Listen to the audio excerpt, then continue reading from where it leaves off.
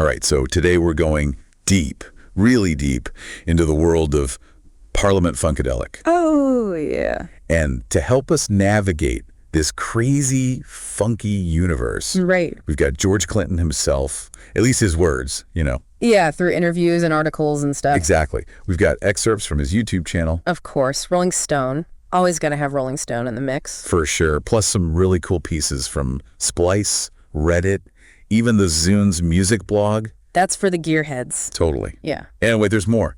The Quietus, OK Player. Gotta have OK Player for that deep funk knowledge, right? Absolutely. And we're even tapping into Questlove Supreme. Questlove, the man knows his music history, that's for sure. Doesn't he, though? Yeah. So our mission today, if you choose to accept it, is to decode Parliament-Funkadelic, their sound, their creativity. Their whole vibe. Yeah. And there's this unexpected connection to Toronto that we're going to unpack. It's wild. A lot of people don't know about this chapter in their story. And that's what we're here for. Deep dive time. So rewind back to the late 60s, early 70s. Back when platform shoes were, like, the thing. And that's where Toronto comes in.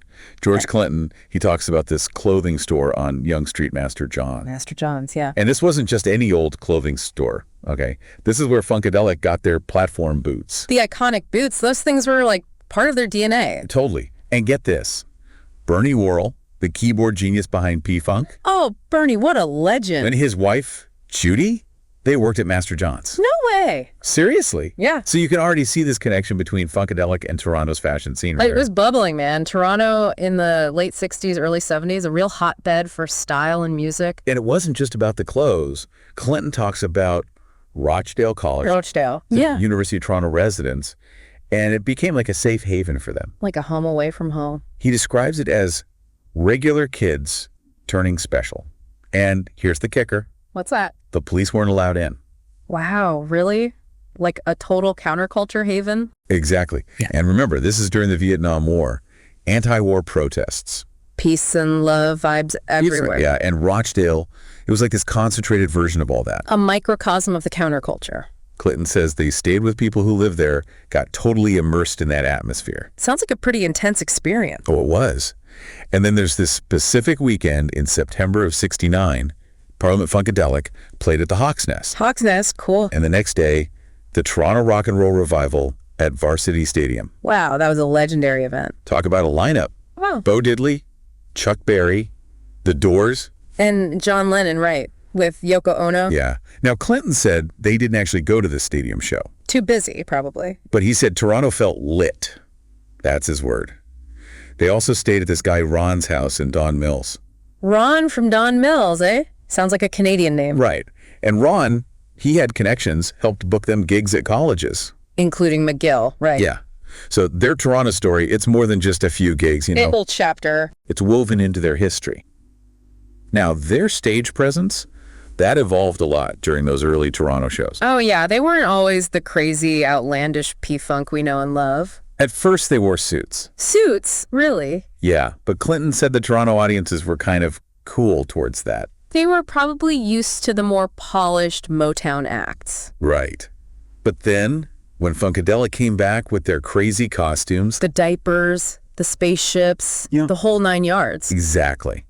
The reaction was way more enthusiastic. Toronto embraced the weirdness. They did. And here's the big one. A quote from George Clinton himself. Get there with it.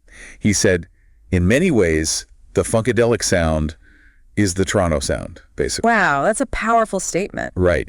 And he explains that Toronto gave them the nerve to blend rock and roll and R&B. Which was pretty revolutionary at the time. It was. He said that back in the States, they were too black for white folks and too white for black folks. Stuck in the middle? Exactly. Yeah. But in Toronto, it was different, more open-minded. Like a musical melting pot. Exactly.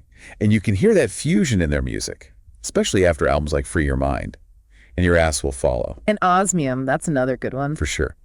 And then there's the America Eats Its Young album. Oh, yeah, that's classic. And that's when Bootsy Collins joined the band. Bootsy, the funk master. And guess what? That happened in Toronto, too. Really? Yeah. So Toronto, it wasn't just a place they played shows. It was a place where their sound, their lineup, their whole identity kind of solidified. It was like a crucible forging the P-Funk we know and love. Absolutely. Now let's talk about Flashlight, one of the most iconic songs. Oh, yeah, that bass line is instantly recognizable. And guess where it was recorded? Toronto. You got it. And this is where Bernie Worrell's genius really shines. The man was a musical innovator. The story goes that Bootsy wasn't feeling the bass line for Flashlight. Really? Yeah. So Bernie steps in with his Mini Moog synthesizer. The Mini Moog, that was a game changer back then. And boom, Yeah. he creates that legendary synth-based sound. The revolution. The Zoo's music blog actually breaks down how he did it, layering oscillators, manipulating filters, all this technical stuff. And it sounds so funky and fresh, even today. And it's not just the bass line. Bernie also pioneered using the clavinet through a wah-wah pedal. That's that funky, percussive keyboard sound. Yeah. And Clinton says that directly influenced Stevie Wonder. Wow, talk about impact. And those Toronto recording sessions, they were like a playground for sonic experimentation. It was a perfect storm of talent, technology, and the right environment. It's crazy how something like Bootsy not digging a bass line could lead to such a groundbreaking moment in music. Sometimes limitations breed innovation. That's the beauty of creativity, right? Yeah. Okay, now for the visual side of P-Funk, Those album covers are wild. the artist behind them, Pedro Bell. Oh yeah, his art is pure psychedelia. He was a fan first, and while Clinton was in Toronto, Bell sent him letters with his drawings on the envelopes. What a cool way to get noticed. Right, and that's how Bell became the visual architect of the P-Funk universe. That's a great story. It shows the power of fandom. And Toronto's importance for P-Funk didn't end in the 70s. There's this headline from the Toronto Star in 78. What'd it say? They make Kiss look like salesmen. Laughs. Oh, that's classic. Right. And in 2000, Now Magazine ranked the greatest Toronto concerts of the past 20 years. P-Funk's 1989 show at the Concert Hall came in at number 4. Wow, that's high praise. Clinton called them 4-hour funathons. And that 89 show, it was his return to Toronto after moving away. So it was a homecoming of sorts. It was, and being ranked alongside bands like Nirvana and the Rolling Stones, that says a lot about their impact on the city. It shows their legacy. Totally. Now, let's switch gears a bit and talk about Afrofuturism. A crucial element of the P-Funk mythology. Clinton always wanted to create a funk opera. A funk opera ambitious. And he noticed a lack of Black representation in space and sci-fi. Yeah, there wasn't a lot of that back then. He mentions Uhura from Star Trek. That was about it. So Mothership Connection, that album envisioned Black thought into space. Taking funk to the cosmos. Exactly. Space is the place. Right. That became their ethos. So powerful. And this whole Afrofuturist vision, it was born during their time in Toronto. So Toronto, it shaped their sound, their style, and even their philosophy. It's incredible, right? Oh, and I almost forgot, there's this crazy story about a UFO encounter. A UFO. Come on now. I'm serious. It happened in Toronto during the daytime. No way. They saw these weird beams of light. Street lights went out. That's freaky. They even think they might have lost some time. Like a glitch in the Matrix. Exactly. Bootsy remembers it too. So it wasn't just Clinton's imagination. And it adds to this whole idea of Toronto being a place where strange things happen for P-Funk. Like a vortex of weirdness. Totally.